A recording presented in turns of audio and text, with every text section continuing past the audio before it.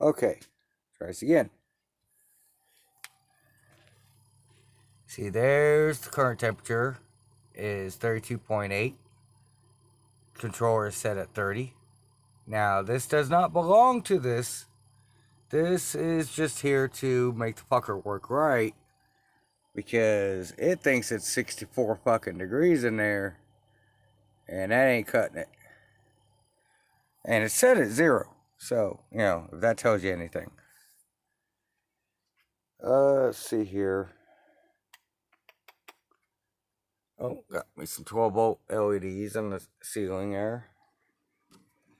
I also, let's move these out of the way. Stays cooler in the closet, so I kind of use it as almost like a fridge. Like, wire management's getting a little better.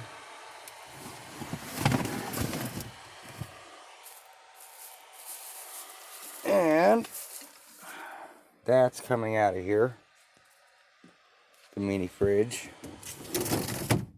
as it is not needed anymore as long as this thing stays working. Now, the way I got it set up, you can grab this handle or this handle. It's on a tray with rollers, so that way it can come on out. The lid actually latches, which is nice. There's a temperature probe for the controller. Yeah, I ain't got much in there. I eat most food fresh, so I don't really need too much as far as the fridge goes.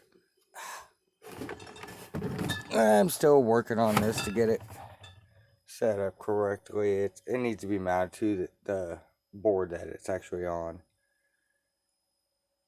But yeah, I've contacted the seller of this fridge, and so far they have yet to do anything about it.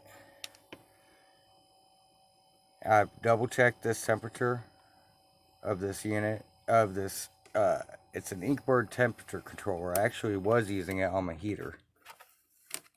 Oh, see, it just kicked off because it hit 30. See, it's off. And now, the funny thing is that with the coolant and everything in there, it literally will keep dropping temperature until it hits about 25 or so before it starts heating back up. So it'll stay off for quite a while.